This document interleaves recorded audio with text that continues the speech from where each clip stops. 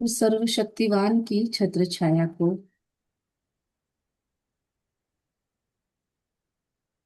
अपने सिर के ठीक ऊपर, अपने मस्तक के ठीक सामने, अपने मस्तक के ठीक पीछे, लेफ्ट और राइट, और उसी की गोदी में हम बैठे हैं। दसों दिशाओं से उसका ही प्रकाश मेरी ओर अखंड प्रवाहित हो रहा है। उसकी ऊर्जा में मैं अखंड नहाती जा रही हूँ।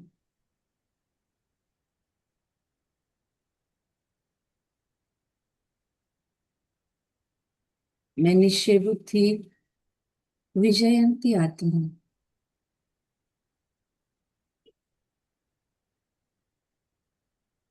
मैं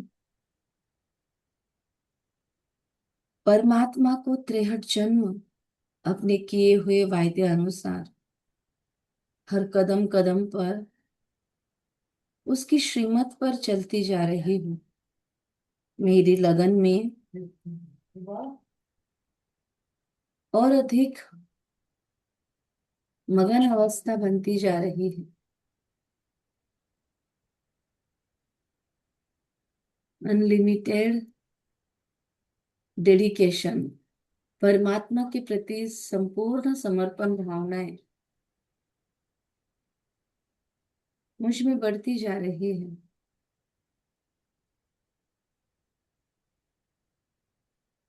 दिन ब दिन मेरी वृत्तियां श्रेष्ठ बनती जा रही है।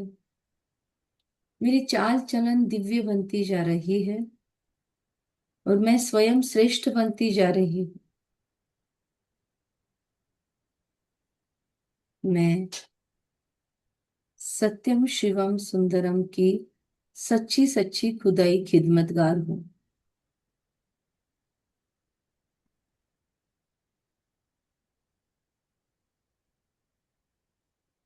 और मेरे स्वयं उन्नति का पुरुषार्थ का प्रकाश पूरे विश्व को भी दिशा दर्शक बन रहा है। मुझे देखकर अनेकों आत्माएं अपने जीवन में गिरकर फिर से संभलना सीख रही है, अपने आप पर काम करना सीख रही है। मेरे अंदर की दिव्यता देखकर अनेकों आत्माओं को दिव्यता अपने जीवन में लाने की प्रेरणाएं मिल रही है। मैं हर क्षण हर पल अपने अंदर की सूक्ष्म कमी कमजोरियों को मिटाती जा रही हूँ। सौभाग्य जागृत होता जा रहा है और पुरुषार्थ शाइन कर रहा है और सेवाएं हो रही है। मैं अब उन्नति के लूप में हूँ। मेरा हर कदम मुझे उन्नति की ओर अग्रसर कर रहा है।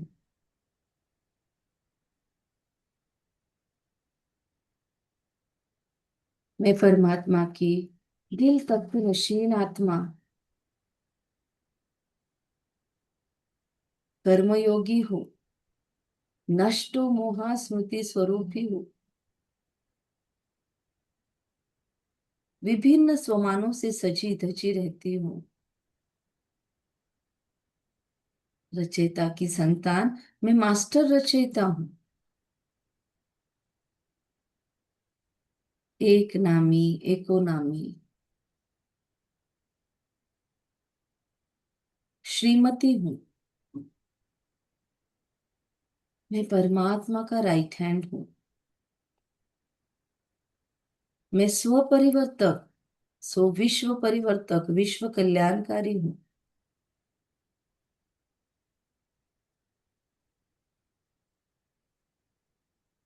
हर उलझन को सेकंड में सुलझाने वाली मैं समाधान स्वरूप पासवित ऑनर आत्मा हूँ।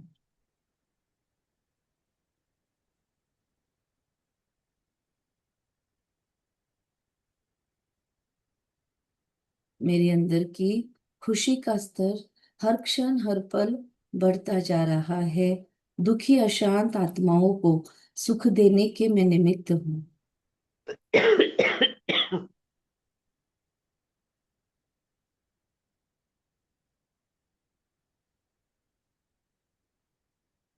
मैं विघ्न जीत, माया जीत, हर परिस्थिति में हलचल में भी अचल अडोल रहने वाली निर्विघ्न सफलता मूर्त आत्मा हूँ।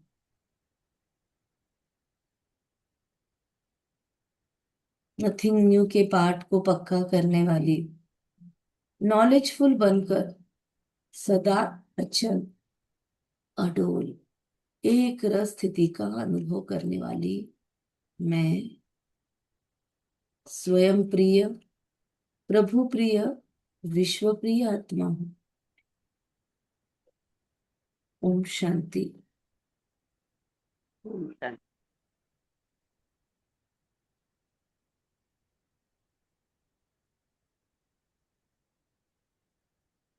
कल की कुछ पॉइंट शेयर करनी है किसी को तो आप कर सकते हैं, वरना फिर मुरली शुरू करते हैं।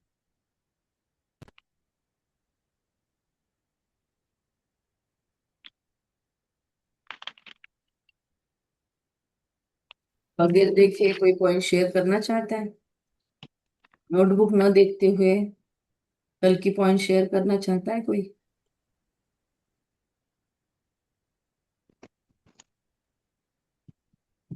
Yes, no? मन का टाइम टेबल बनाकर कर्म करना है। ओके। मन का टाइम टेबल कल बाबा का विशेष पॉइंट था ये। और मीनाक्षी बहन?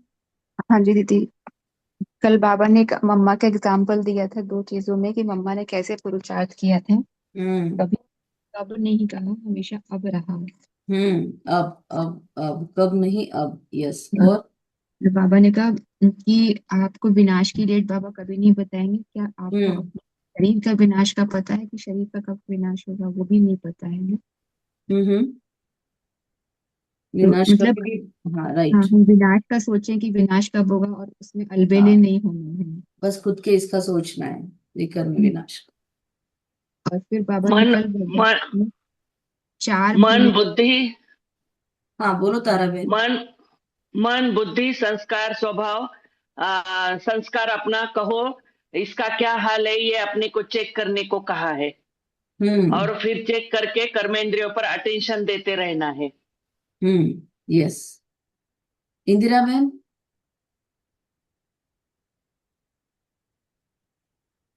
बोलो फटाफट, 17 लोग ज्वाइन है, हम सभी मिलकर। शीतल बहन बोलो।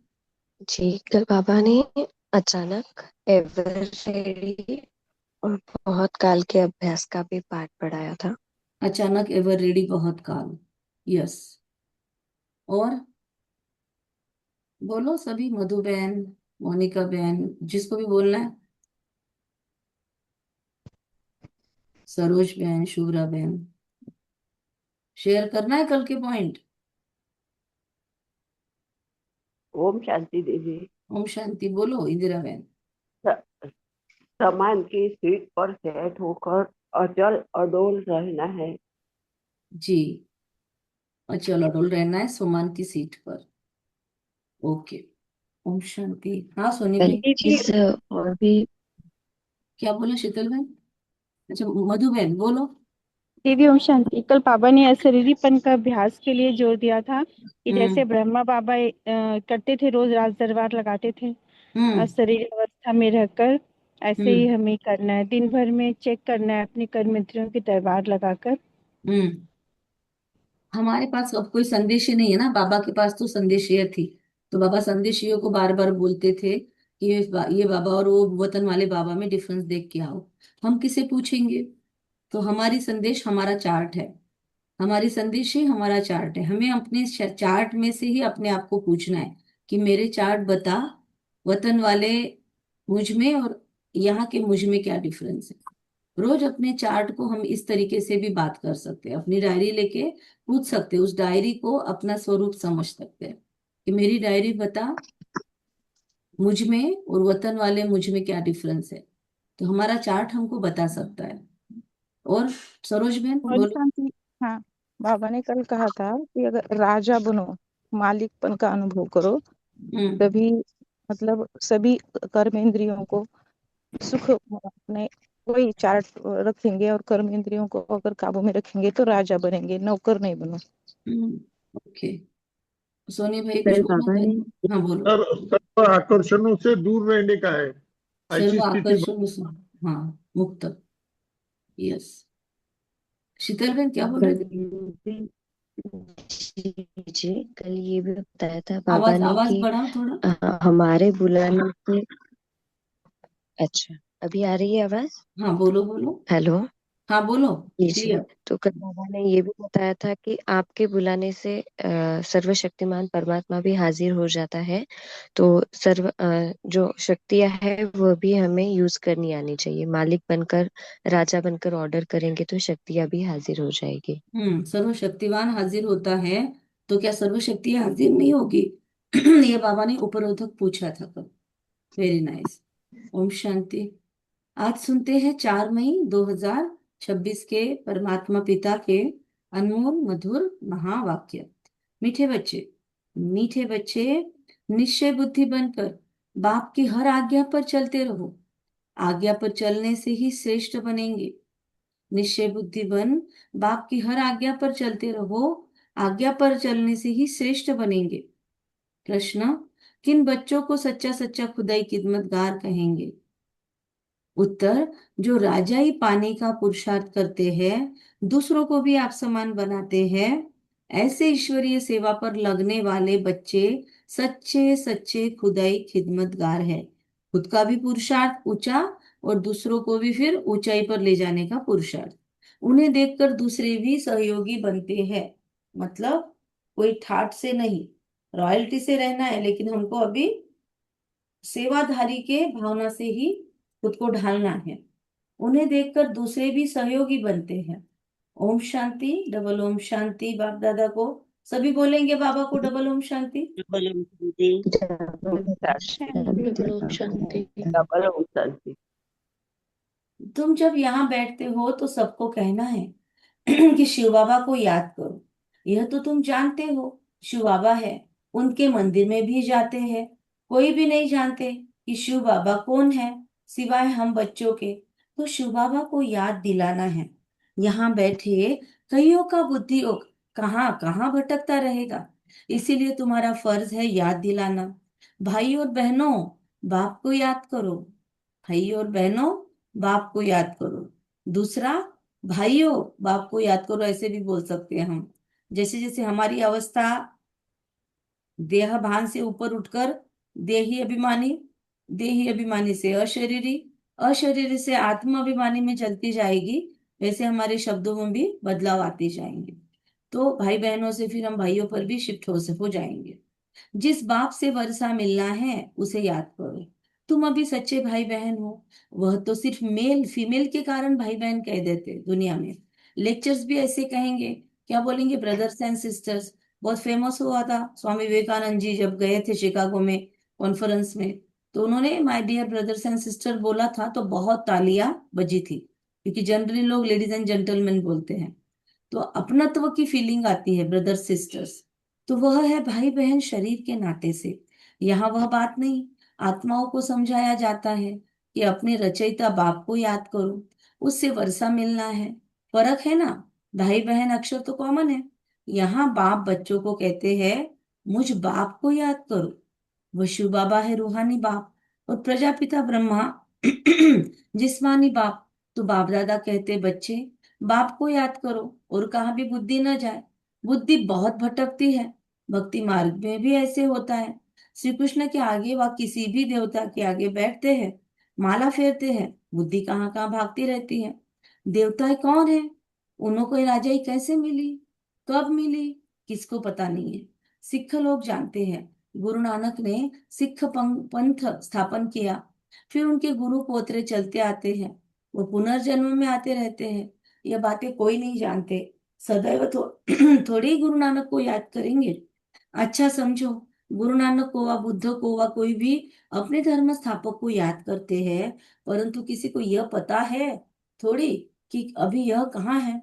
मतलब भले अपने धर्म पिताओं को याद करें, पर वो कहाँ है अभी, अभी फिलहाल वो कहाँ है प्रेजेंट में, यह किसी को पता नहीं है।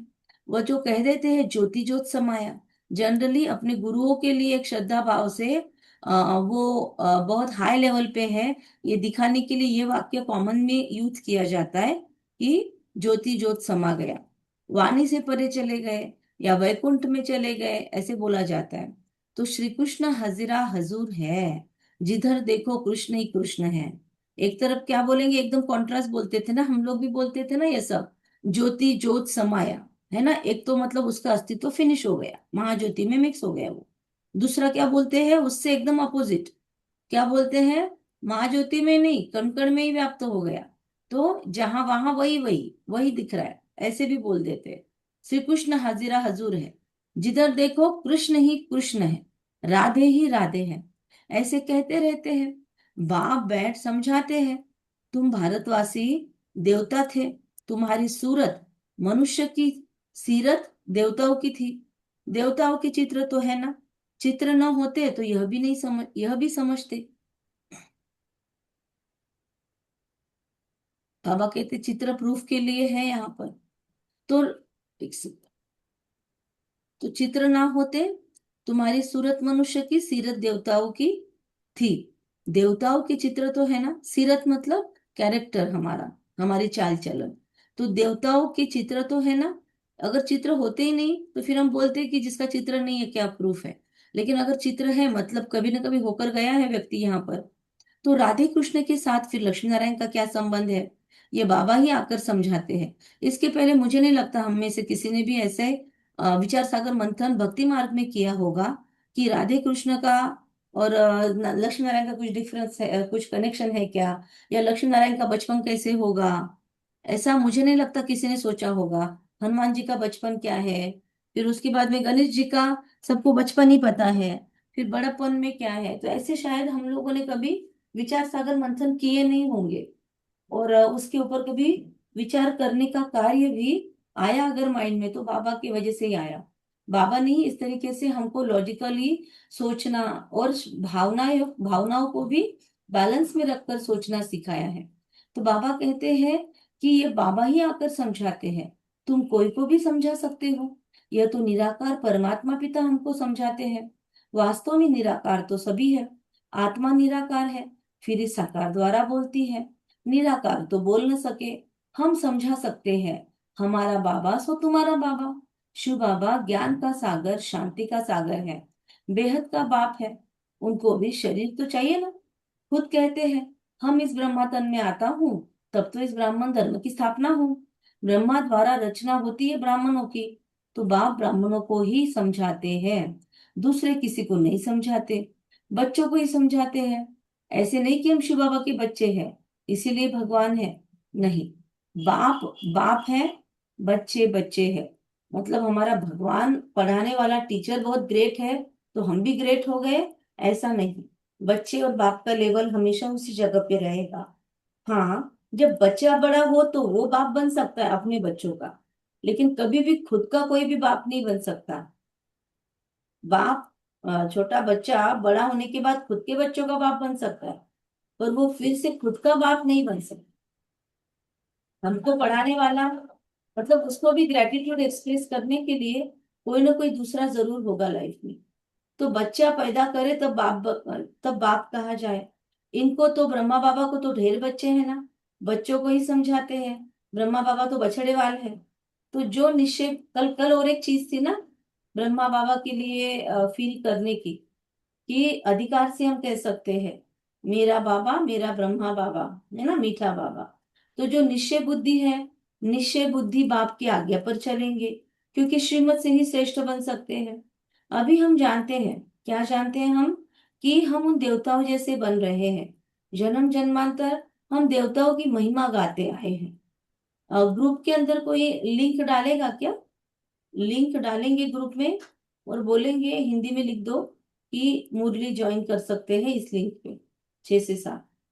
तो जन्म जन्मांतर हम देवताओं की महिमा गाते आए हैं।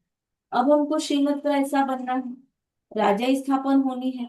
सब तो पूरी श्रीमत पर नहीं चलेंगे, नंबरवार चलेंगे, क्योंकि बड़ी राजाई है, बहुत बड़ी राजाई है। राजाई में प्रजा, नौकर, चाकर, चांडाल आदि सब चाहिए। बहुत बड़ी बोला बाबा ने। एक्चुअली बड़ी होगी राजाई वहां पे, या यहाँ से छोटी लगेगी? क्या लगता है यहाँ के कंपैरिजन में? यहाँ पे हम जिन घरों में रहते हैं उनसे, वहां पे हम ब्रॉड माइंड से रहेंगे। यहाँ पे हम जितना एक घर है हमारा, उतना तो वहां पे शायद बाथरूम भी नहीं होगा, उससे भी बड़ा होगा। यहाँ पे एक एक गांव में कितने सारे हम लोग रहते हैं, वहां पे एक गांव जितना एक कमरा भी हो सकता है आपका।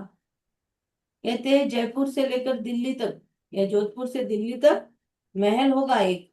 तो सोचो इतने किलोमीटर से फैला हुआ महल, तो हमारी कैपेसिटीज कितनी होगी? हम चलेंगे कितना, दौड़ेंगे कितना, कहाँ कहाँ घूमेंगे हम, और हमारे माइंड में विशाल बुद्धिता कितनी होगी। सोचो ना, मेरा इतना बड़ा घर है, तो मुझे मेरे हर कोने की मालूमात तो होगी ना, और हर कोने पे मेरा अधिकार है ये भी फीलिंग होगी।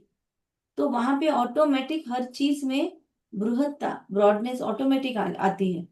तो सब तो पूरी श्रीमत पर नहीं चलेंगे, नंबरवार चलेंगे, क्योंकि बहुत बड़ी राजाई है।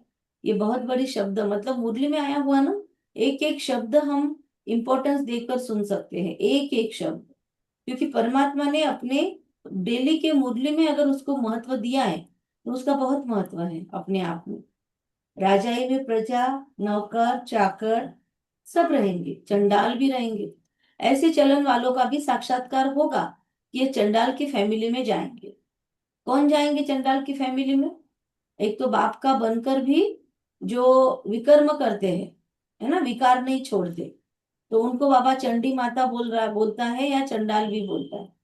दूसरा, चंडाल का काम होगा गंदगी क्लीन करना, कोई मृत्यु के बाद उसको लेकर जाना और उसको वो इलेक्ट्रॉनिक मशीन में फिर उसको क्या बोलते हैं, उसकी भस्म हो जाना। और उसको फिर अंतिम संस्कार उसका चंडाल करेंगे वहां पे। ऐसे यहाँ पे जैसे होता है सब लोग जाके करते हैं, तो वो नहीं होगा। ऐसे एक मुरली में बोला था कि चंडाल लेके चले जाएंगे, कोई रोएगा नहीं, खत्म, सभी लोग नए आने की तैयारी शुरू कर देंगे। इतना इजी होगा वहां पर मृत्यु। वहां पे मृत्यु का ऐसे इतना, मुझे लगता है 12 दिन का जो हम यहाँ पे करते हैं, तो वहां पे फिर वो भी होगा कि नहीं बाबा जाने, अभी तक वो नहीं बताया। पर मृत्यु के बाद कैसे होगा अंतिम संस्कार ये बताया। तो ऐसे चलन वालों का भी साक्षात्कार होगा। तो कौन कौन सी फैमिली के हैं, हम अपने चार्ट को पूछे आज कि हे चार्ट, मैं कौन सी लाइन में हूँ? प्रजा, नौकर चाकर, चंडाल, साहूकार, राजा, महाराजा, महारानी, साहूकार प्रजा, रॉयल फैमिली, रॉयल प्रजा, कौन से कैटेगरी में हूं मैं अभी? अभी मेरा पुरुषार्थ किस लेवल का है? अपने अपने को पूछेंगे, सभी लेंगे। 30 सेकंड लेंगे, नोटबुक पेन लेकर बैठे, ऐसी उम्मीद करते हैं। और अपने आप को पूछे कि अभी के पुरुषार्थ के हिसाब से मेरे लेवल क्या है, मैं कितना पानी में हूँ और कितना ऊपर हूँ।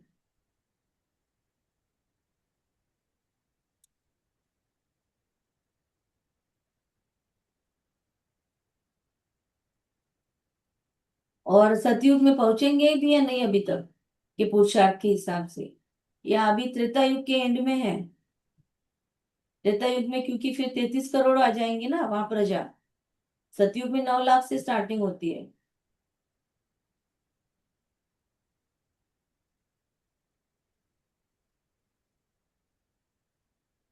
सतयुग के एंड तक 2 करोड़ हो गए, तो अभी मैं हूं किधर?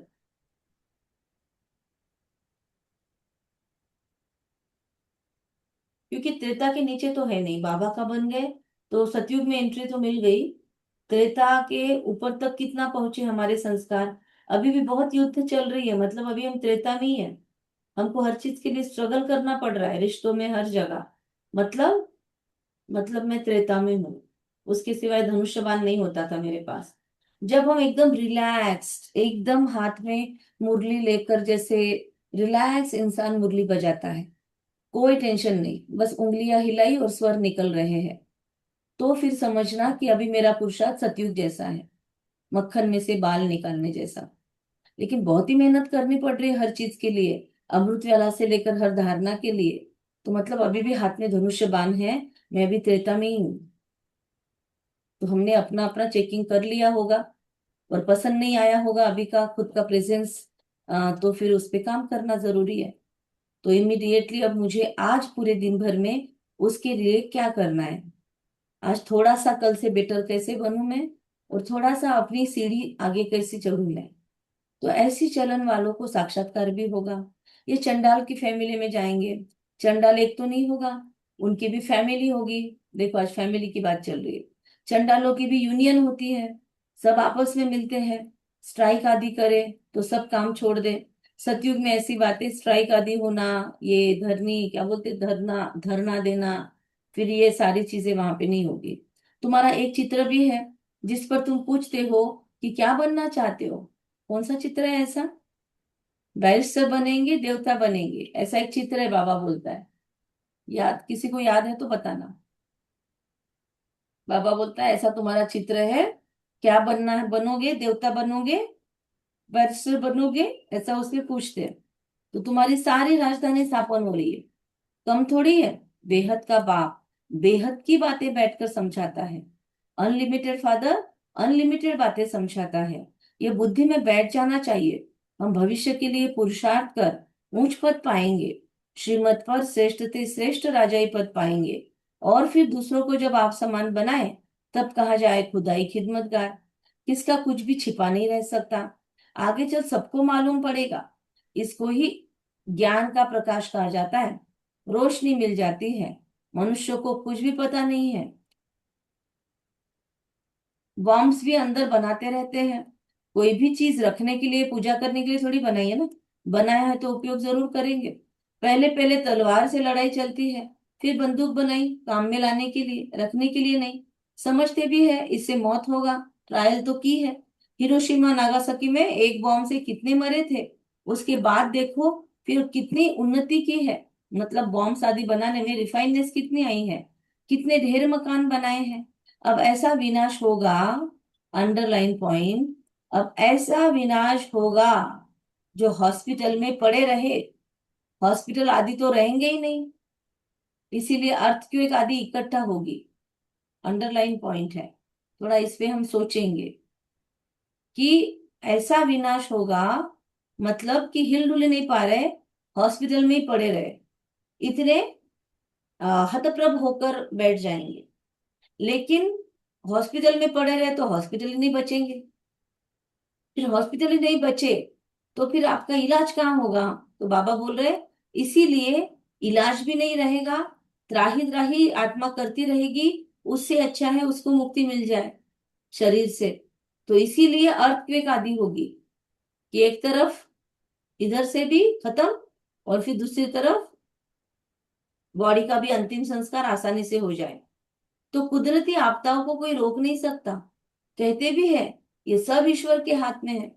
तो जानबूझकर ऐसे कुछ मूवीज हॉलीवुड की बनी हुई है जिसमें कुदरती आपदाओं को बहुत डेंजर तरीके से दिखाया हुआ है, तो ऐसी मूवीज जरूर देखना चाहिए। हमको एक बार दीपा बहन ने ऐसे एक मूवी का सीडी दिया था, जब सीडी प्लेयर चलते थे, तो उसमें पंच तत्व कैसे एक साथ विनाश करते हैं, वो मूवी हमने उनसे लिया था। हमने उनको पूछा पर अब वो ही भूल गए हैं उसका नाम। तो बहुत पावरफुल मूवी थी वो, हमने देखा था। बहुत डेंजर तरीके से क्या क्या विनाश की आपदाएं होने वाली है, वो अभी यूट्यूब पे भी अवेलेबल है, चाहे तो कभी देख लेना, स्पेशली उसको सेव करके रख लेना। और रोज दिन भर में एक बार तो भी, जब हमको किसी से लड़ने की इच्छा होती तब देख ले, या फिर जब हमको ठंडा ठाकुर बनकर रहने की इच्छा होती तब वो देख ले, तो फिर थोड़ा सा स्क्रू टाइट हो जाएंगे। कहते भी है यह सब ईश्वर के हाथ में है। अब हम बच्चे समझते हैं विनाश तो होना है, अकाल पड़ना है, पानी नहीं मिलेगा, डैश डैश डैश, ये डैश डैश डैश हमको सोचना है। आज पूरे दिन भर के लिए टास्क रहेगा कि चलते फिरते भी हम ये सोच सकते हैं कि मैं विश्व कल्याणी हूँ, और ऐसे सोचना है कि हम विश्व के धरती पर चल रहे ग्लोब पर, और आसपास में विनाश का तांडव चल रहा है। लेफ्ट में देख रहे हैं कोई हाहा कर रहा है, कोई हाहाकार में है, मतलब पांचों तत्व। राइट में देख रहे हैं कोई विनाश को पा रहा है, मतलब बहुत बहुत त्राही त्राही मची हुई है। और हम एंजेलिक फॉर्म में फरिश्ते बनकर बस विश्व कल्याण के लिए भेजे गए हैं, और हम बस लेफ्ट राइट इन आत्माओं को सकाश देते देते चक्कर लगा रहे हैं, क्योंकि एक जगह बैठ के काम नहीं होगा। पूरे दुनिया में ही विनाश का महातांडव चल रहा है, इस फीलिंग में घूमेंगे। ठीक है, नोट किया सभी ने? दूसरा होमवर्क सूझ रहा है कि विनाश आखिर होगा कैसे? ओके शीतल बहन, ग्रुप में भी डालना 2 पॉइंट। पहला तो विश्व कल्याणी बनकर, वर्ल्ड बेनिफैक्टर बनकर हम घूमेंगे, मुक्तिदाता, मास्टर मुक्ति, जीवन मुक्तिदाता बनकर। जो भगवान को जान रहे हैं उनको उनको जीवन जीवन मुक्ति मिले, और जो नहीं जानते उनको परम धाम का तो भी ठिकाना मिले। और आसानी से मृत्यु हो आत्माओं की, तो हम उनको आसानी से मुक्त कर रहे हैं, तड़प तड़प रहे हैं शरीर के अंदर, तो हम उनको मुक्ति दे रहे हैं। और अब हम बच्चे समझते हैं, बाबा बोलता है, और कौन सा सेकंड वाला सीन? सेकंड वाला सीन कि विनाश होगा कैसे, ये बैठकर सोचने का, विचार सागर मंथन करने का, नोटबुक पेन लेकर विस्तार से लिखना है कि विनाश में क्या क्या हो रहा है। और हम जैसे नोटबुक बुक लिखने बैठे हैं कि मेरे आसपास में मैंने ये देखा, मैंने वो देखा, विनाश में ये हो रहा है, वो हो रहा है, मेरे साथ क्या हो रहा है, मेरे आसपास में क्या हो रहा है, फिर मेरा शरीर कैसे विनाश हो रहा है, मेरी खुद की अंतिम स्थिति में मैं कैसे हूँ, कैसे मेरा शरीर खत्म हो रहा है, मैं कैसे इस शरीर में उड़कर जा रही हूँ। ये सब कुछ हमको विजुअलाइज करना है, आज लिख कर निकालना है। तो अब तुम बच्चे समझते हो विनाश तो होना है, अकाल पड़ना है, पानी नहीं मिलेगा। सो तो तुम जानते हो एकदम विदारक से विदारक दृश्य क्या क्या हो सकता है, उसने पांचों तत्वों का सोच लेना, सब सोच लेना। सो तो तुम जानते हो, कोई कोई नई बात नहीं है, कल्प पहले भी ऐसे हुआ था। कल्प का ज्ञान तो कोई में है नहीं, कहते भी है ढाई से 3,000 वर्ष पहले पैराडाइज था। फिर शास्त्रों में कल्प की आयु लाखों वर्ष लिख दी है, कोई का भी अटेंशन नहीं जाता है, सुनकर फिर अपने धंधे आदि में लग जाते हैं। तो अब बाप बच्चों को समझाते हैं, अब जल्दी जल्दी पुरुषार्थ करो, अंडरलाइन पॉइंट है, भगवान बोल रहा है जल्दी जल्दी पुरुषार्थ करो। याद में रहो तो खाद निकलती जाएगी, तुमको यहाँ ही सतो प्रधान बनना है, नहीं तो सजाए खाकर फिर अपने धर्म में चले जाएंगे, अपने अपने धर्म में चले जाएंगे। श्रीमद् भगवान की मिलती है, श्री कृष्ण तो राजकुमार है, वह क्या किसको मत देंगे। इन बातों की दुनिया में कोई को भी जानकारी नहीं है, नहीं जानते हैं। प्यार से समझाना है, शिव बाबा को याद करो, खुद कहते हैं खुदा आकर कि माँ में कम याद करो, वह भी कल्याणकारी है। संग तोड़ औरों के साथ एक संग जोड़ना है, बाबा कहते हैं कल्याणकारी है परमात्मा पिता, जिसके लिए माँ में कम याद करो बोला जाता है, तो और संग तोड़ उसके एक संग जोड़ना है। तुम हो भारत का बेड़ा पार करने वाले, ये नया स्वमान है आज का। क्या स्वमान है? बोलो सभी खुद का स्वमान, मैं हूं, इस तरीके से बोलो, बोलो सभी अपनी ऑडियो ऑन करके। सभी है मुरली में? मैं हूँ। मैं हूँ भारत का बेड़ा पार करने वाली श्रेष्ठ। यस, मैं भारत का बेड़ा पार करने वाली आत्मा हूँ। सत्यनारायण की कथा कबीर भी भारत से ही ताल्लुक रखती है, और धर्म वाले कभी सत्यनारायण की कथा सुना नहीं सकते। ये सुनेंगे वह जो नर से नारायण बनने वाले आदि सनातन देवी देवता धर्म वाले होंगे, वही अमर कथा सुनेंगे। अमर लोक में देवी देवता थे, तो जरूर अमर लोक में अमर कथा से यह पद पाया होगा। एक एक बात याद करने लायक है, एक बात बुद्धि में अच्छी रीति बैठ जाए तो सब आ जाएंगे। बाप को याद करना है, सुदर्शन चक्र ध्यान में रखना है, शिव बाबा के साथ यहाँ पाठ बजा रहे हैं, फिर जाना है। बाप ही समझाते हैं सच क्या है झूठ क्या है, सत्य एक ही बाकी सब झूठ है। लंका में रावण था, एक की बात है क्या?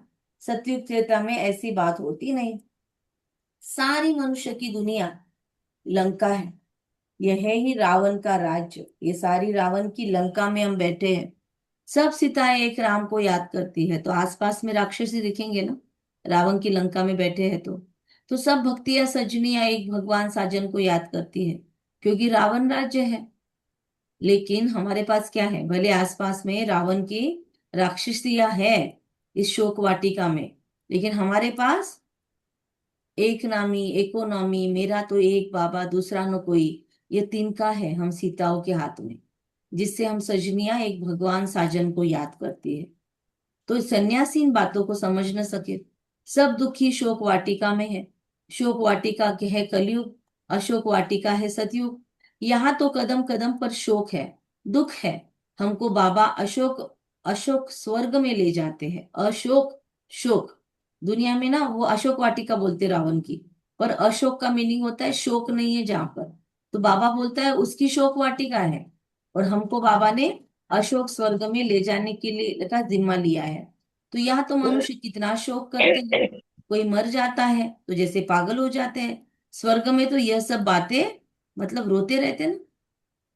वो आजकल वायरल हो रहा है ना, वो कैसे क्रूज पानी में उलट गया और माँ के गोद में बच्चा कैसे चिपका हुआ है, तो बहुत वायरल हो रहा है। तो यहाँ पे शोक ही शोक है। कितना मनुष्य शोक करते हैं। कोई मर जाता है तो जैसे पागल हो जाते हैं। स्वर्ग में तो यह सब बातें होती नहीं। अकाल मृत्यु कभी होती नहीं।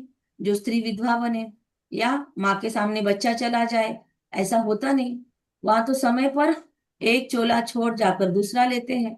मेल व फीमेल का चोला लेंगे तो यह साक्षात्कार हो जाएगा। पिछाड़ी में सब मालूम पड़ जाएगा। कौन कौन क्या बनेंगे। फिर उस समय कहेंगे हम इतना समय मेहनत नहीं की, हमने इतना समय मेहनत नहीं की है। परंतु उस समय कहने से क्या होगा, मतलब कितना भी पश्चाताप करे, खुद पे काम करे, उस समय क्या होगा। ये स्क्रीनशॉट निकालना है तो निकाल लो, थोड़ा रिमाइंडर रहेगा उस समय क्या होगा। पछताने से बोलते हैं ना, अब पछताए होत क्या जब चिड़िया चुग गई खेत। तो समय तो बीत गया ना, इसीलिए बाबा कहते बच्चे मेहनत करो, सर्विस में सच्चे राइट हैंड बनो, राजाई में आ जाएंगे। सर्विस में लगे रहो। मिसाल भी है ना, कैसे कुटुंब से कुटुंब सर्विस में लग पड़े हैं।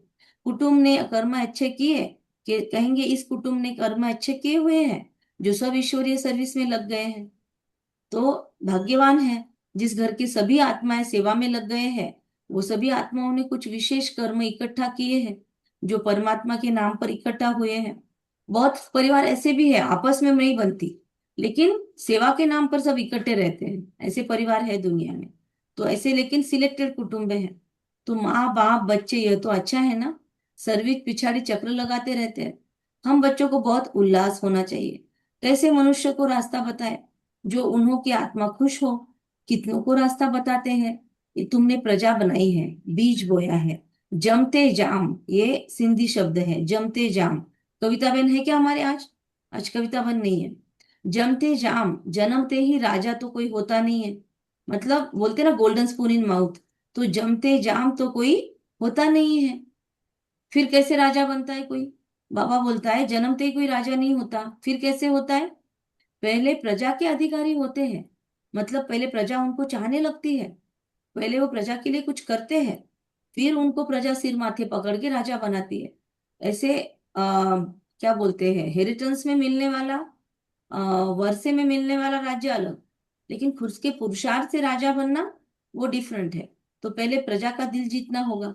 तो कुछ दिनों पहले मुरली आई थी, शायद पिछले संडे की थी, कि आप पसंद बाप पसंद लोग पसंद वाली पुरुषार्थ हमको करना है।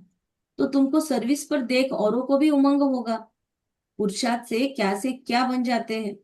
तो हम भी क्यों ना ऐसा पुरुषार्थ करें, क्योंकि हमको पहले लोगों ने देखा हुआ है। और अगर हमारे स्वभाव संस्कार में बदलाव हो रहा है, हमारे में पहले से अधिक ठहराव आ गया है, तो हमारे भीतर की वो सभ्यता, वो ठहराव, वो शांति, वो उमंग उत्साह, लेकिन अंदर में एकदम शीतलता, वो कामनेस, हर परिस्थिति में हमारा निगेटिविटी को रिएक्ट करने का तरीका, ये हमारे अंदर परिवर्तन हो रहा है। पहले हम जितने किसी की चुगली करते थे, अब उसी जगह हम फुल स्टॉप लगा रहे हैं।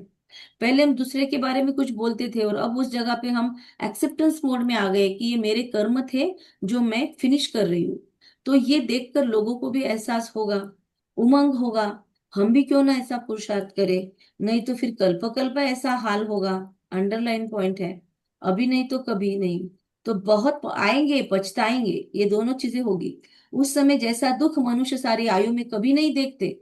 ओहो, अंडरलाइन पॉइंट फिर से एक, क्या बोला, कि वो जो त्राही त्राही वाली घटना होती है ना, उस समय जैसा दुख सारी आयु में मनुष्य कभी नहीं देखते। मतलब जब हाहाकार मचता है, जब इंसान पश्चाताप में होता है ना, वो सबसे डेंजरस दुख होता है। और मृत्यु के समय वही तकलीफ होती है। क्योंकि सारी रील सामने घूमती होती है और अभी मृत्यु सामने है, और अभी उठ के फिर से काम नहीं कर सकता इंसान।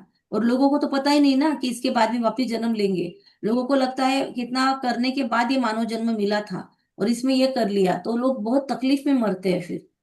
लेकिन फिर से जन्म मिलेगा और फिर से हमको कर्म कूटने पड़ेंगे, ये एहसास तो फिर और भी ज्यादा ये देता है, तकलीफ देह होता है। क्योंकि मृत्यु के बाद भी मृत्यु नहीं मिल रही है, मृत्यु के बाद भी मुक्ति नहीं मिल रही है, मृत्यु के बाद फिर से नया जन्म लेना पड़ेगा। तो कल्प कल्प हाल ऐसा होगा, बहुत आएंगे पछताएंगे। उस समय जैसा दुख मनुष्य सारी आयु में कभी नहीं देखते। श्रीमत पर नहीं चलने के कारण पिछाड़ी में ऐसा दुख देखेंगे। बात मत पूछो, क्योंकि अनेक विकर्म किए हैं। बाबा रास्ता भी बहुत सच बताते हैं। सिर्फ बाप को याद करना है, औरों को भी यह रास्ता बताओ। कल कुछ देख रहे थे, तो उसके अंदर भूत आत्माओं और प्रेतात्माओं की वर्ल्ड के बारे में बात थी कि ये आत्माएं भटकती क्यों है। तो उसके ऊपर एक बहुत एक्सपर्ट होकर गए हैं दुनिया के अंदर, जो बहुत वायरल हो रहा है अभी जिनका, कि उन्होंने पूरा भूत प्रेतों से बात करने के लिए अपनी जिंदगी कर दी, और बहुत ही अर्ली एज में 32 के एज में उस आत्मा की मृत्यु हो गई। तो आत्मा की नहीं, उसके शरीर की मृत्यु हो गई। तो उस आत्मा ने पूरा जन्म अपना इसके लिए डाल दिया था कि भूतों से बात करना है, भूतों के दुख को जानकर लेना है। मतलब उसको पैरानॉर्मल इन्वेस्टिगेटर बोलते हैं अंग्रेजी में। तो पैरानॉर्मल साइंस मतलब जो नॉर्मल नहीं है, इस दुनिया के परे वाला साइंस। तो उसका वो आत्मा स्टडी करती थी। तो उसने अपने लाइफ में सबसे डीप में जाके यही सोचा कि भटकती क्यों है आत्माएं। मतलब किसी को आत्मा, भूत प्रेत आत्मा तकलीफ दे रही है तो उनको बुलाया जाता था। एकदम मॉडर्न इसमें थे वो, ऐसे ऐसे वगैरह नहीं थे। तो एकदम एजुकेटेड पर्सन था वो, और पायलट था।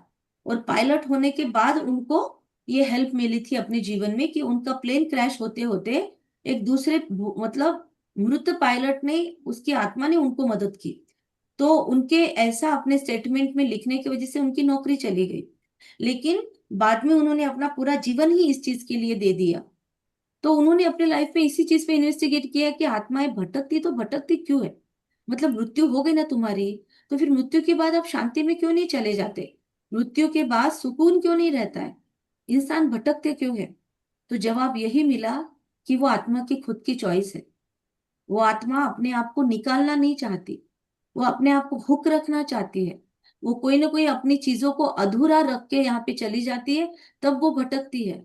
मतलब जीवन के अंदर कंटेंटमेंट, सेटिस्फैक्शन या एक्सेप्टेंस का मोड नहीं रहता ना, कि मेरे साथ जो हो रहा है वो सही है, मैं स्वीकार करती हूँ। ये भावना जब तक हम अपने आप में डेवलप नहीं करते, एक्सेप्टेंस जब तक नहीं आता, तब तक हमारा डीप हीलिंग नहीं हो सकता। तो इतनी गहरी चीज सोचो, दुनिया की आत्माएं भी समझ रही है, तो हमें क्या समझने में दिक्कत होनी चाहिए। बाबा रास्ता भी बहुत सच बताते हैं। सिर्फ बाप को याद करना है, औरों को भी यह रास्ता बताओ। तो तुम देवी देवता धर्म के थे, तो हम सब लोग मतलब ग्रुप मिलकर वो चीज को समझ रहे थे। तो मैंने उसमें से ये निकाला। तो सब लोग बोल रहे यार तुम्हारा हर जगह पे दिमाग ऐसे ही कैसे चलता है, मतलब तुम हर चीज में से कुछ ना कुछ निचोड़ निकालते हो। तो मैंने बोला परमात्मा ने बुद्धि अभी ऐसी बनाई है कि हर बात में खुद की उन्नति का ही निकालेंगे, सोचेंगे, राइट। ना कि उन बातों में इन्वॉल्व होके उसमें घुस जाएंगे। हर चीज अगर मेरे सामने कुछ आ रही है, मेरे सामने कोई चीज की चर्चा कर रहा है लोग व्यक्ति, और हम वहां से उठ नहीं पा रहे किसी कारणवश या लोक संग्रह के वश, तो फिर 100% मेरे सामने कुछ बातें आ रही है, चल रही है, कोई चीज मुझे मालूम पड़ रही है, जैसे मेरे पास कुछ क्लाइंट आ रहे हैं। तो क्यों आ रहे हैं, वो जरूर मेरी कोई ना कोई लर्निंग कंप्लीट करने के लिए आ रहे हैं। मुझे कोई ना कोई चीज जो मैं डायरेक्ट भगवान से नहीं सीख रहा हूँ, वो जिंदगी के सिचुएशंस मुझे पाठ पक्का पढ़ाने के लिए आ रहे हैं। तो हर चीज मेरे साथ जो हो रही है ना, वो मुझे कुछ सिखाने आ रही है, मुझे अपलिफ्ट करने आ रही है। इस पे सोचेंगे जरूर। बाबा कहते हैं औरों को भी रास्ता बताओ। तुम देवी देवता धर्म के थे, जैसे क्रिश्चियन धर्म के मनुष्य, इस्लामी धर्म के मनुष्य, वैसे यह है, ये सबसे पवित्र है। इन जैसा धर्म, आदि सनातन देवी देवता धर्म जैसा धर्म कोई हो नहीं सकता। आधा कल्प हम पवित्र रहते हैं। स्वर्ग और नर्क गाया हुआ है। हेवन किसको कहा गया, कहा जाता है, यह भी किसी को पता नहीं है। बाप भारत में ही थे, बाप भारत में ही आकर बच्चों को वर्षा देने के लिए जगाते हैं, आकर पावन स्वर्गवासी बनाते हैं। एक साजन सब सजनियों को अपनी अशोक वाटिका में ले जाते हैं। तो पहले पहले सबको यह कहो कि बाप को याद करो। आज सतयुग का नया नाम क्या मिला, अशोक वाटिका। नहीं तो यहाँ बैठे बैठे बुद्धि कहाँ न कहाँ भटकती रहती है। बाबा कहते हैं, इसीलिए बाबा पहला मंत्र देते हैं, बाप को याद करो, कहीं पे भी बैठे हो, माँ में कम याद करो, मन मना भव। ये मंत्र बाबा याद बार बार याद दिला रहा है। क्यों? ताकि खाली दिमाग शैतान का घर बोलते हैं ना, तो वो न रहे। भक्ति मार्ग में भी यही हाल होता है। बाबा अनुभवी तो है ना, सबसे अच्छा धंधा जवाहरात का होता है। उनमें सच और झूठ तो बड़ा मुश्किल समझते हैं। यहाँ भी सच छिपा हुआ है, झूठी झूठ चलता है। सच हिडन है, और झूठी झूठ बाला है आज। तो यह भी ड्रामा में नूंद है। तुम जानते हो, हम सब ड्रामा के एक्टर्स हैं। कोई भी इस ड्रामा से निकल सकता है क्या? नहीं। कोई भी मोक्ष को नहीं पा सकता। थोड़ी देर की मुक्ति शांति धाम में मिल सकती है, पर अखंड काल के लिए जन्म ही ना ले, ऐसा नहीं हो सकता। और मोक्ष किसको बोलते हैं? कभी भी जन्म लेने का काम ही ना पड़े, उसको मोक्ष बोलते हैं। तो विवेक से काम लेना है। विवेक मतलब सद्विवेक, बुद्धि, विजडम। विजडम को विवेक बोलते हैं। तो विवेक से काम लेना होता है। पार्ट में चलते ही जाते हैं, अपने पार्ट में, फिर कल्प बाद वही पार्ट रिपीट करेंगे। देखेंगे हम कैसे मनुष्य मरते हैं, विनाश होना है, फिर से होमवर्क का रिवीजन। हम देखेंगे मनुष्य मरते कैसे, विनाश कैसे होना है। सब आत्माएं निर्वाण धाम में चली जाएगी। ये बुद्धि में ज्ञान है। तो शुरुआत कैसे करनी है? अपने आप को कफन में लेटा हुआ देखना है। नाक में कपास, कान में कपास। देख सकते हैं खुद को ऐसा? तो खुद का पहले देह देखना है अंतिम, फिर अपने सबसे क्लोज लोगों को देखना है कफन में। ये बहुत पावरफुल पुरुषार्थ है। ओशो ऐसे करवाते थे अपने मेडिटेशन में। तो ऐसी दुनिया में बहुत आत्माएं ऐसे डीप मेडिटेशंस भी करवाने वाले होकर गए हैं। तो हमको तो परमात्मा यहाँ पे सारे प्रकार की चीजें सिखाते हैं। तो आज जरूर ये योग में महसूस करने की कोशिश करेंगे। रोना भी आ सकता है, मन भारी भी हो सकता है। थोड़ा लाइट रह के, माहौल बना के थोड़ा सा महसूस करके देखना। तो सब आत्माएं निर्वाण धाम में चली जाएगी, ये बुद्धि में ज्ञान है। सर्विस पर लगे रहने से बहुतों का कल्याण होगा। सारा परिवार ही इस ज्ञान में लग जाए, बड़ा वंडर है। अच्छा, मीठे मीठे सीखी हृदय बच्चों प्रति माता पिता, जी हाँ राधा बहन, ऐसे ही फील होगा। तो मीठे मीठे सीखी हृदय बच्चों प्रति माता पिता बाप दादा का याद प्यार और गुड मॉर्निंग। रूहानी बाप की रूहानी बच्चों को नमस्ते। हम रूहानी बच्चों की हम रूहानी रूहानी माता बच्चों पिता के बाप रूहानी दादा माता को पिता बाप याद दादा को प्यार याद गुड प्यार मॉर्निंग और गुड मॉर्निंग नमस्ते। और नमस्ते। वाह बाबा, वाह शुक्रिया बाबा, बाबा, वाह शुक्रिया। शुक्रिया बाबा वाह शुक्रिया। ड्रामा, वाह वामुज आत्मा का वाह श्रेष्ठ मुझे से आत्मा श्रेष्ठ का भाग्य, वाह। श्रेष्ठ भाग्य वाह। वाह। ओके, धारणा। पिछाड़ी की दर्दनाक सीन से, दुखों से छूटने के लिए अभी से बाप की श्रीमत पर चलना है। मतलब जितना मिलेगा उतना तो पाले। आप समान बनाने की सेवा श्रीमत पर करनी है। सेकंड पॉइंट, सर्विस में बाबा का राइट हैंड बनना है। हेडैक नहीं बनना है, हैंड बनना है। सर्विस में बाप का राइट हैंड बनना है। आत्मा को खुश करने का रास्ता बताना है। खुद को खुश में रहने के लिए रास्ता बताना है। सबका कल्याण करना है। ब्लेसिंग, स्वयं के संकल्पों की उलझन, सजाओं से भी परे रहने वाले, पास विद ऑनर भव। स्वयं के संकल्पों की उलझन अथवा सजाओं से भी पार रहने वाली मैं पास विद ऑनर आत्मा हूँ। पास विद ऑनर मीन्स मन में भी संकल्पों से सजा न खाए।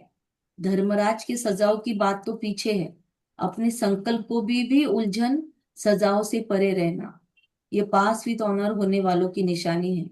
वाणी कर्म संबंध संपर्क की बात तो मोटी है, लेकिन संकल्पों में भी उलझन पैदा न हो, ऐसी प्रतिज्ञा करो। बाबा कहते हैं, फिर से पढ़ती हूँ, पास विथ ऑनर, मन में संकल्पों से सजा न खाए। धर्मराज की सजाओं की बात बाद में है, लेकिन अपने संकल्पों की उलझन अथवा सजाओं से परे रहना, ये पास विथ ऑनर होने वालों की निशानी है। अपने मन में संकल्प में उलझन भी ना रहे, कंफ्यूजन सारे फिनिश हो जाए, ये पास विथ ऑनर है। वाणी कर्म संबंध संपर्क की बात तो मोटी है, ये थोड़ा ना अंडरलाइन पॉइंट है। अपने संकल्पों की उलझन दीदी से, ये समझाइए ना थोड़ा, कैसे अपने संकल्पों से हम लोग बनने इस पे लास्ट में डिस्कशन करते पर। हैं। तो वाणी कर्म संबंध संपर्क की बात तो मोटी है, लेकिन संकल्पों में भी उलझन पैदा न हो, ऐसी प्रतिज्ञा करो, तब पास विद ऑनर बनेंगे। स्लोगन, ज्ञान घृत और योग की बत्ती ठीक हो तो खुशी का दीपक जलता रहेगा। ज्ञान का घृत, योग की बाती ठीक हो तो ज्ञान खुशी का दीपक जलता रहेगा। कितना सुंदर स्लोगन है। ये हम स्टेटस पे भी रख सकते हैं। अव्यक्त इशारे अचल अडोल एकरस बनने के लिए। दुनिया की किसी प्रकार की हलचल अडोल स्थिति में विघ्न न डाले। तो विघ्न विनाशक अचल अडोल बनकर हर विघ्न को पार कर लो। जैसे ये विघ्न नहीं है, खेल है। पहाड़ राई के समान अनुभव हो हमको, क्योंकि नॉलेजफुल आत्माएं पहले से जानती है क्या, ये सब तो आना ही है, होना ही है। शॉर्टकट में क्या वर्ड है उसके लिए, उसका रट्टा मार लो। कोई भी चीज सामने आई, मन में से कौन से दो शब्द निकलने चाहिए? कौन बोलेगा? कुछ भी हो जाए लाइफ में, अघटित भी लगे, अरे बाप रे ऐसा, तो ये अरे बाप रे की जगह हमारे मुंह से क्या निकलना चाहिए? बोलो, बाबा का बोला नथिंग हुआ। New. Nothing nothing new. New.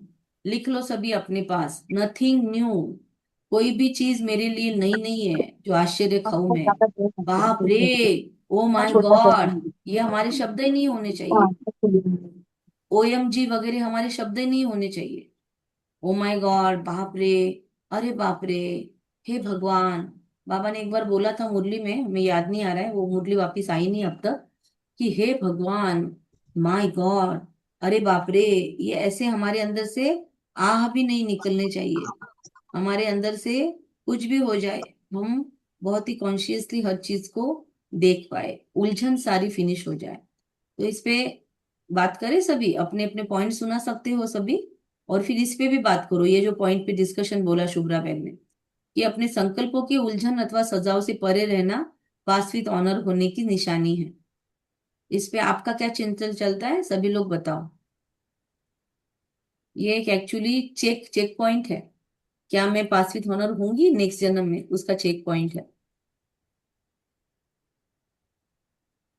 चलो शेयर करो सभी। ओम शांति। कौन कौन करना चाहता है? बोलो सरिता बहन।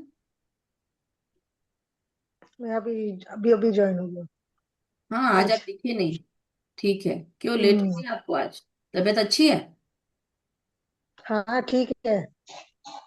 ओके। सरिता, अच्छा इंदिरा बहन, कौन सुनाएगा पॉइंट, कौन सुनाएंगे? सब लोगों को मिल, डिस्कशन मतलब क्या होता है, सब लोग अपने अपने वीडियो ऑन करो और सभी मिलकर इस पॉइंट पे थोड़ा सा रोरियान करेंगे ना हम। वीडियो ऑन करो। हमें बाप का राइट हैंड बनना है। ओके। इस पॉइंट पे भी डिस्कशन करेंगे। बाबा ने बोला कि पास विद ऑनर की निशानी है कंफ्यूजन से फ्री।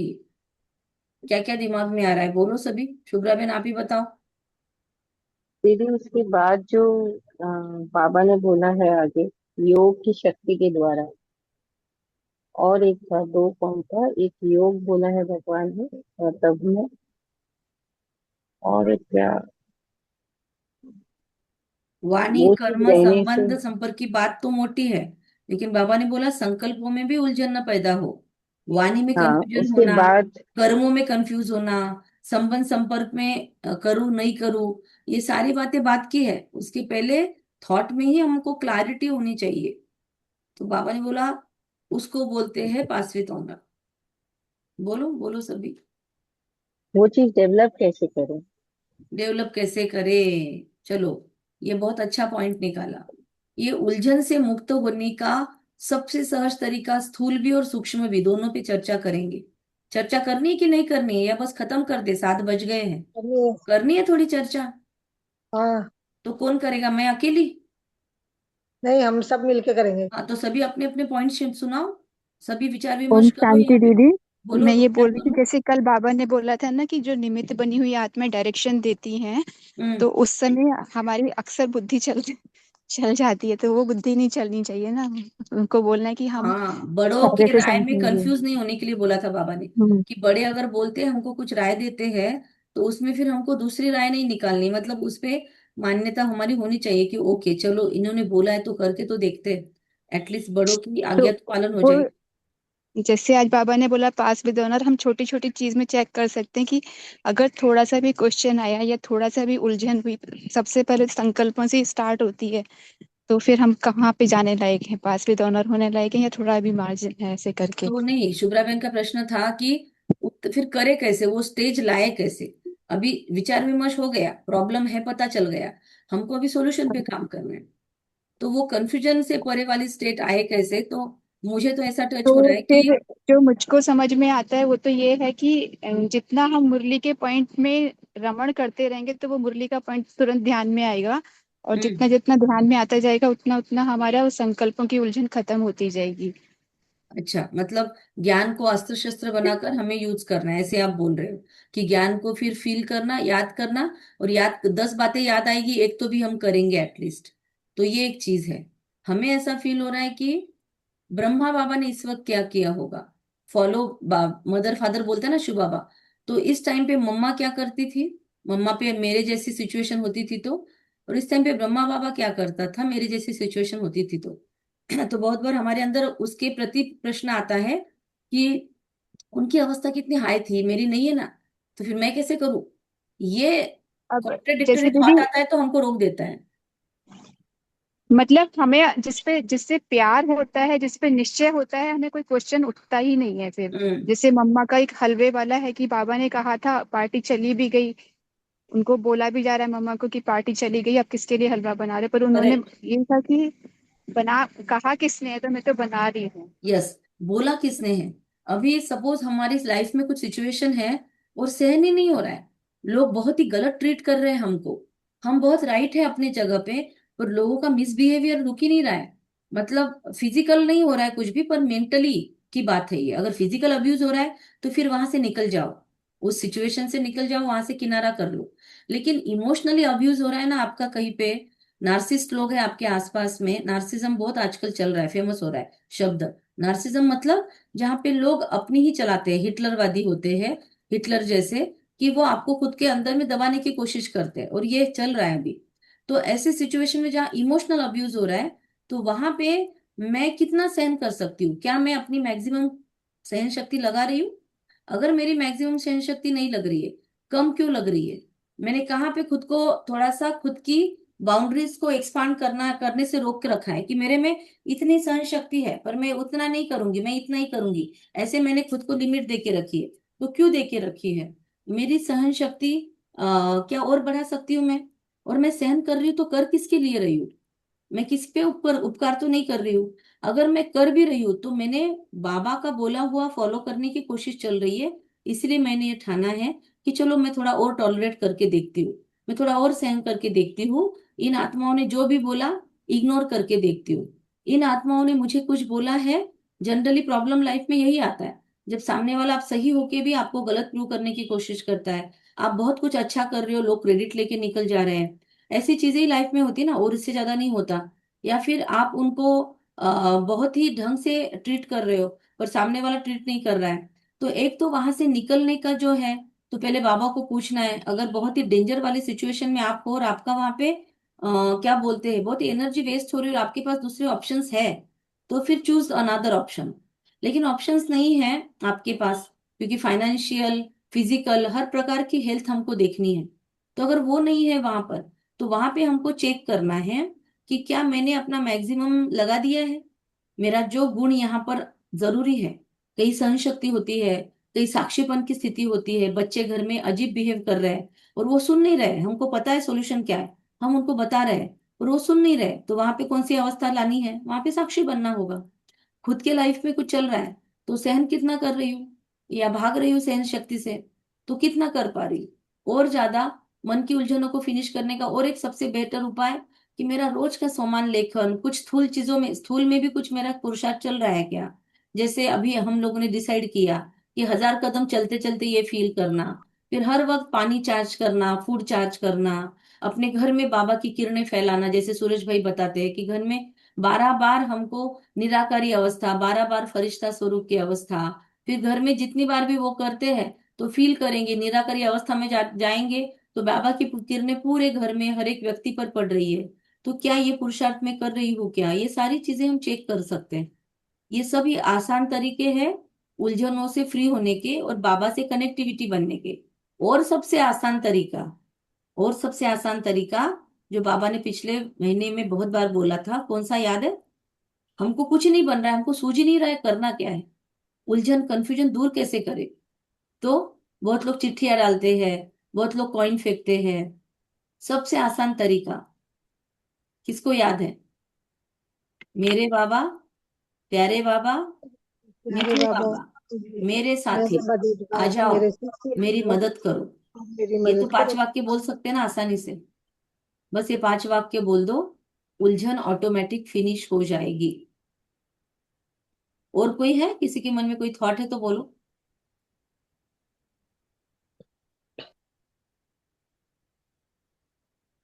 हाँ सर। सदा बाबा की श्रीमत पर थैंक चलते रहने यू। से भी उलझन खत्म हो जाती है। हाँ वही ना, बाबा की श्रीमत पर चलते रहना, ये थोड़ा सा कॉमन वाक्य हो गया, मुरली का रटा रटाया हो गया। उसको हम्म, प्रैक्टिकल लाइफ से कनेक्ट करके बोलना है डिस्कशन में कभी भी। पर ठीक है, अच्छी बात है। मोनिका बहन, निर्मला बहन, आजकल आवाज नहीं आ रही है। निर्मला बहन, अपने आपके युगल, आपका आवाज नहीं आ रहा है। माइंड और शेयर। शिव बाबा भी बोलते हैं ना, मास्टर सर्वशक्तिवान की सीट पर सेट रहोगे ना, तो हर उलझन समाप्त हो जाएगी। बहुत बार एक मास्टर समय में, शक्तिवान का सोमान याद भी किया ना, तो बहुत ताकत हाँ, मिलती है। और आप बार बहुत बार अच्छा लिखते काम हो ना, है। लिख लिख कर निकालते हो ना, तो वो सबकॉन्शियस में जाता है। फिर आप खाली भी बैठे होंगे ना, आप 108 बार आपने रोज लिखने की आदत डाल दी, तो आप खाली भी बैठे हो तो भी आपको फिर बैठे बैठे मन में वो चलता रहेगा, वो रिकॉर्डिंग शुरू हो तो जाएगी कोई आपकी। उलझन आएगी नहीं मन में। सोमान लिखे हुए ना याद आते बाद में, ये हमने फील किया है। मतलब जब सबसे पहले शुरुआत की थी ना सोमान लिखने की, बोलने की, तो तब फिर खाली भी बैठे हुए होते थे ना, तो सोमान याद आता था ऑटोमेटिक। मैं मास्टर सर्वशक्तिवान हूँ, ऑटोमेटिक। तो वो कभी ना कभी तो मदद करता है। ठीक है, सबको सुनना ही है, बात नहीं करना है तो फिर बंद करें। ओम शांति दीदी। ठीक है दीदी, थैंक यू। हाँ, मुरली आज के बाबा मैं पास ने आज ना। कहा काम है कि करती हूँ इसको। इसमें पाप का राइट आंसर नहीं। आज मुरली का और निचोड़ ही बता दिया है। हाँ, और बताओ। ठीक है, चलो, ओम मैंने मेरे शांति। को इस सामान में रहना है कि मास्टर सर्वशक्तिमान है। और मेरा बाबा, और प्यारा बाबा, मीठा बाबा, बाबा को हमेशा ना पुकारते रहो। ये तो आसान तरीका है ना, दिन भर में बोलने से भी हम्म। कितना बेनिफिट है। पता नहीं। तो दिन भर में मन ही मन में रट्टा चलने दो। मेरे बाबा, रसोई बनाना है आ जाओ, कुछ भी काम करना है आ जाओ, आ जाओ, आ जाओ। और सबसे बेस्ट ये देखो, सोमान आया, मैं पास विथ ऑनर वाली आत्मा हूँ। जो चीज हमको टारगेट लेना है उसी का सोमान बना दो, है ना। हम्म, चलो, हम्म। ओम शांति, thank you very much. Thank you बाबा, जितना भी मुरली सुना उसका निचोड़ देने के लिए। Thank you, thank you, thank you. ओम शांति। ओम शांति।